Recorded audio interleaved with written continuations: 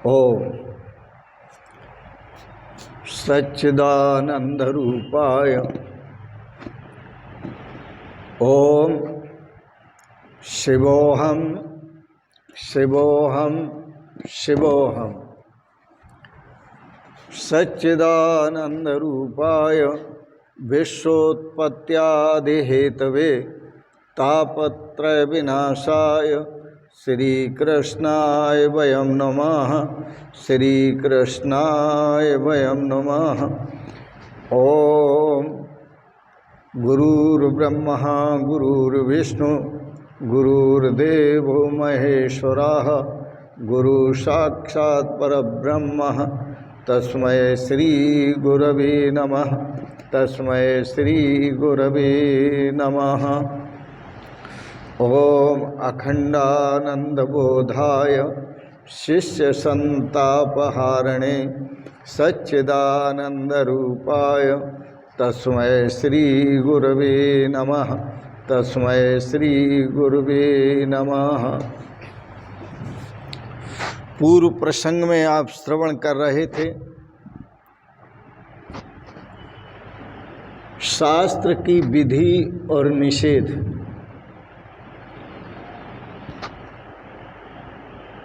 यह जीव के लिए है। शास्त्र की निवृत्ति और प्रवृत्ति यह जीव के लिए है, भगवान शिव के लिए नहीं। भगवान शिव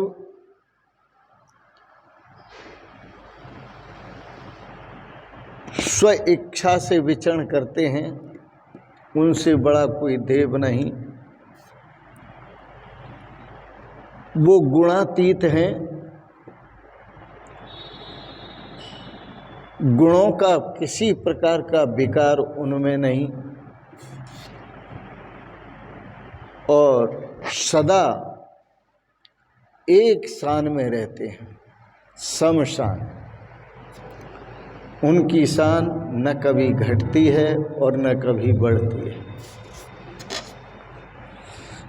दक्ष प्रजापति ने कहा, क्रोध के आवेश में,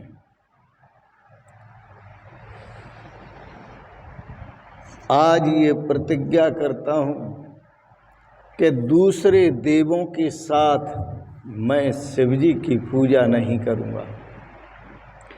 दूसरे देवों के साथ यज्ञ में आहुति नहीं दूंगा शिवजी के नाम की। श्रीधर स्वामी ने सुंदर अर्थ किया कि ठीक ही तो कहा है, क्योंकि सब तो देव हैं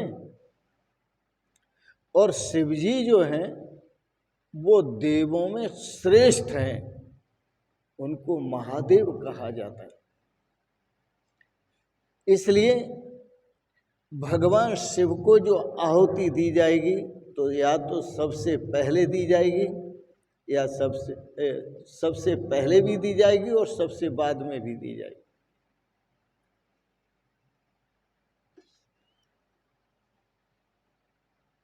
तो इस प्रकार से यज्ञ के बाद जो भी बचा हुआ होता है वो शिवजी को समर्पित किया जाता है और पहले भी शिवजी को समर्पित किया जाता है और उनकी पूजा की जाती है। तो सभी देवों से पहले भगवान शिव की पूजा होती है। सभी देव हैं और वो महादेव है।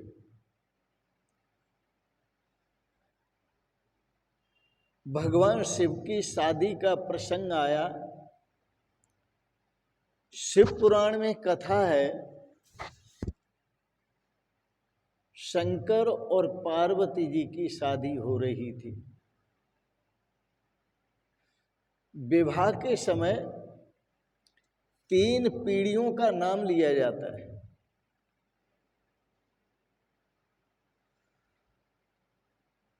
शिव जी से पूछा गया,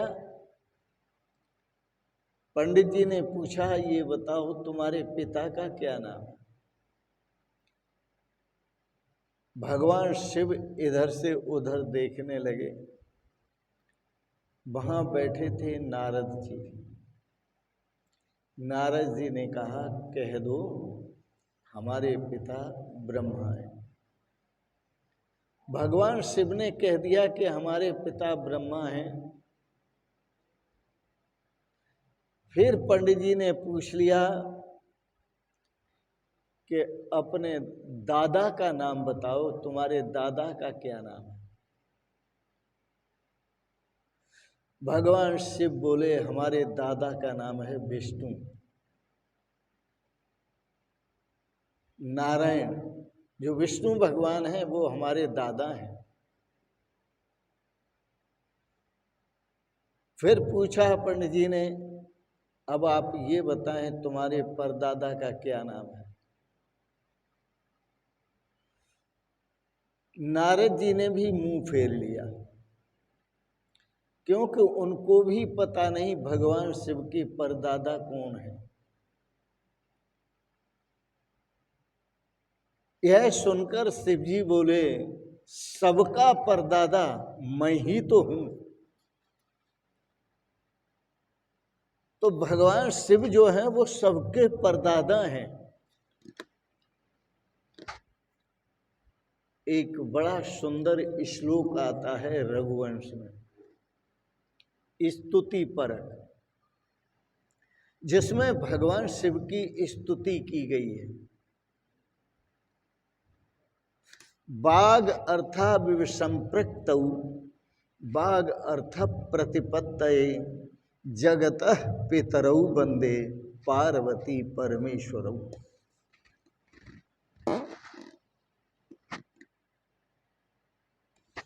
वाणी और शब्द की तरह मिले हुए,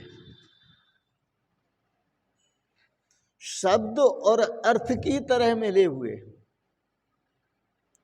कवि कहते हैं रघुवंश के, वाणी और शब्द दोनों एक हैं, शब्द और अर्थ दोनों एक हैं, पार्वती और शंकर दोनों एक हैं।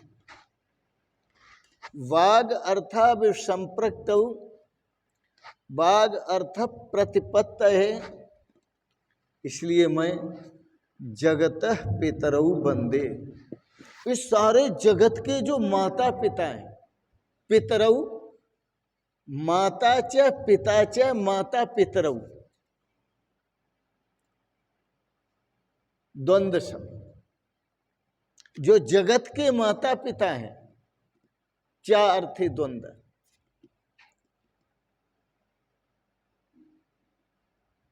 पूरे जगत के, मैं ऐसे जगत के माता पिता पार्वती और परमेश्वर को प्रणाम करता हूं। शिव जी महादेव हैं। सूत जी वर्णन करते हैं, ऋषियों को सुनाते हैं, शौनक आदि ऋषियों को। श्री सुखदेव जी राजा परीक्षित को सुनाते हैं यह कथा।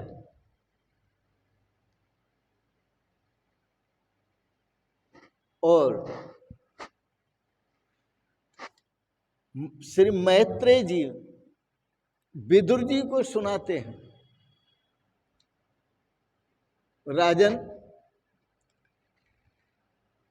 शिव जी के मस्तक में, सूत जी वर्णन करते हैं, शिव जी के मस्तक में ज्ञान गंगा का वास है।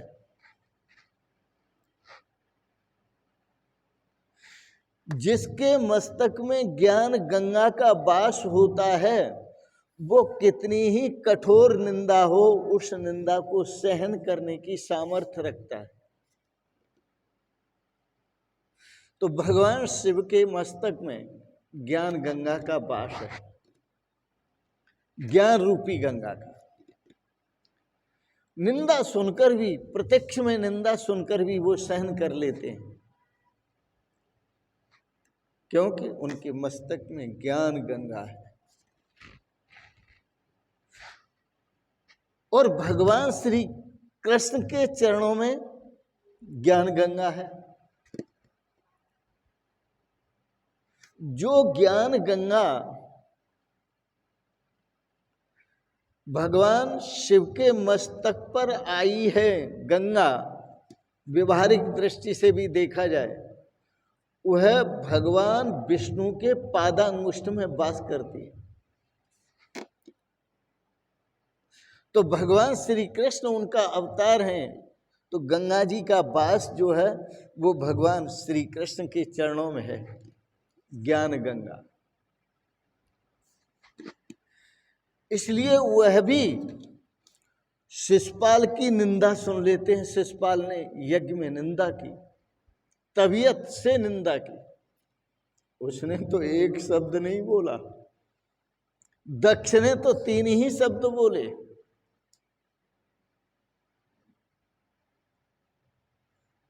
पर शिशुपाल ने तो बोलने की हद कर दी, पर भगवान श्री कृष्ण सहन करते रहे।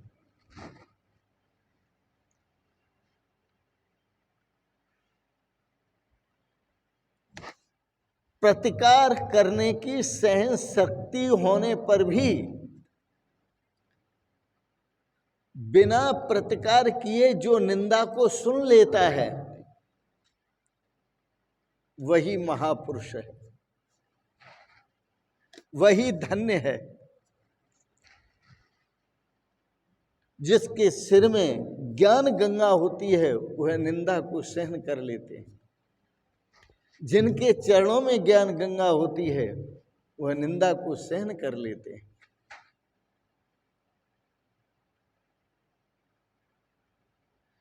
आप भी ऐसा विचार करो, यदि आपकी कोई निंदा करता है उसे सहन करो, लेकिन आप सहन तब कर पाएंगे जब आपके मस्तिष्क में ज्ञान गंगा का वास होगा। यदि ज्ञान गंगा का वास नहीं है तो सहन करने में आप सक्षम नहीं होंगे। श्रीमद् भागवत में कहा है, जो कलह बढ़ाता है, जो संघर्ष बढ़ाता है, जो विवाद बढ़ाता है, वो वैष्णव नहीं हो सकता, वो संत नहीं हो सकता।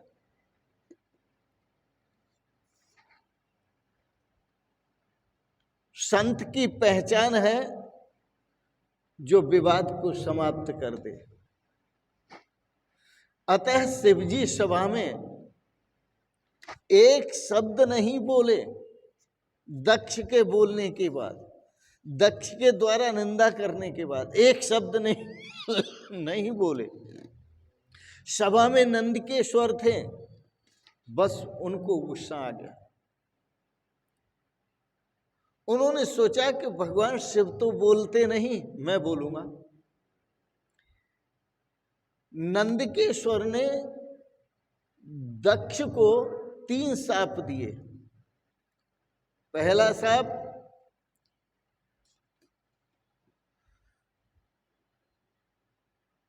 तेरा मस्तक टूट जाएगा।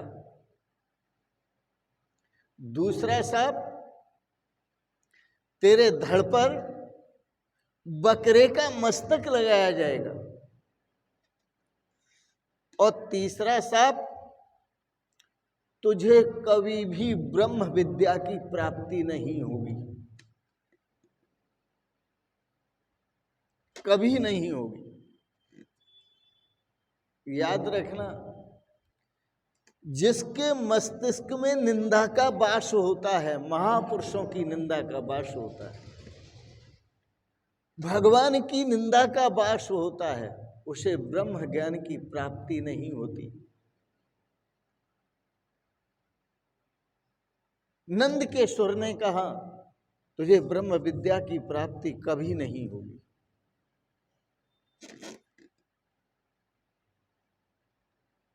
भगवान शिव की निंदा करने वाले की मुक्ति भी नहीं होती।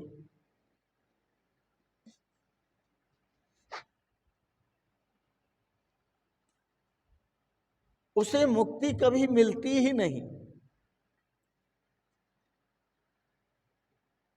जो भगवान शिव तत्व को छोड़ने वाली जो बुद्धि है, वह बुद्धि भटकती रहती है और दुखों में भटकती है, संघर्ष में भटकती है। वह उस बुद्धि में कभी शांति का अनुभव नहीं होता। तो निंदा करने वाली बुद्धि जिसके पास है उसे कभी शांति नहीं मिलती।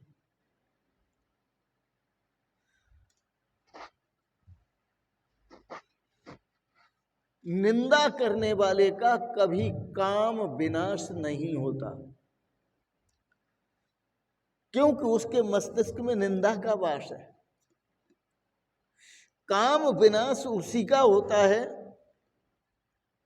जिसके मस्तिष्क में ज्ञान गंगा का वास है।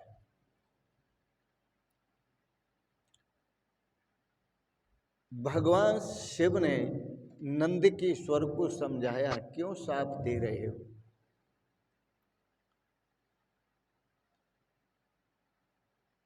तुमने 3 शाप दे दिए इसको। लेकिन नंद के स्वर फिर भी बड़े गर्म थे, बड़े गर्म थे। भगवान शिव ने सोचा कि ये मानेंगे नहीं और कुछ कह बैठेंगे और मेरा बोलना ठीक नहीं है, इसलिए यहां से चलना चाहिए। भगवान शिव ने नंद के स्वर को कहा, चलो कैलाश चलते हैं। तुरंत भगवान उठे, भगवान शिव, और वहां से जहां ब्रह्म सत्र हो रहा था, इलाहाबाद, प्रयागराज, उठे और कैलाश पर्वत के लिए प्रस्थान किया।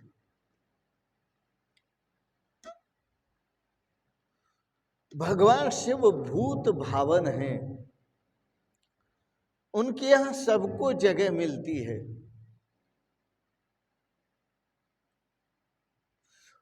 किसी के द्वारा की गई निंदा को भी वो मन में नहीं रखते। भूत में जो बातें प्रतिकूल हो जाती हैं, निंदात्मक, उन्हें जो अपने मन में रखता है और घुटता रहता है, वो भूत है, भूत बनता है। भगवान शिव कैलाश पर्वत पर आए और पुनः अपने ध्यान स्वरूप में मग्न हुए। शंकर सहज स्वरूप समारा, लगी समाधि अखंड अपार। ज्ञान गंगा का वास। कोई मन में विकार नहीं, सदा निर्विकार है, क्योंकि वो गुणातीत है। विकार तो गुणों में होते हैं, और भगवान शिव जो हैं वो गुणातीत हैं। वो पुनः अपने स्वरूप में स्थित हुए और स्वरूप का ध्यान करते हैं। तो जिसके मस्तिष्क में ज्ञान गंगा का वास होता है, उसमें काम विनाश की सामर्थ्य होती है। वो काम को नष्ट कर सकता है।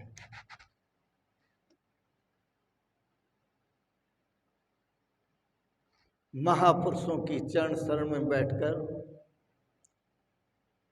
आप इस पवित्र ज्ञान को प्राप्त करें, जिससे आप काम क्रोध पर विजय प्राप्त कर सकें और प्रभु के ध्यान में रसमग्न होकर अपने जीवन को कृतार्थ कर सकें। इन शब्दों के साथ ही वाणी को विराम दूंगा। आपने बड़े प्रेम और श्रद्धा से श्रीमद् भागवत पर सुंदर विचार श्रवण किए, इसके लिए बहुत बहुत अनुग्रहित हूँ। आप सबके प्रति मंगल कामना करते हुए भगवान शिव आप सबको सदा सपरिवार स्वस्थ और सुखी रखें, आपको ज्ञान प्रदान करें। इन शब्दों के साथ ही अनेक मंगलमयी शुभकामनाएं आपके लिए, बहुत बहुत शुभकामनाएं, बहुत बहुत आशीर्वाद और बहुत बहुत प्रणाम प्रणाम प्रणाम। शिवोहम शिवोहम शिवोहम।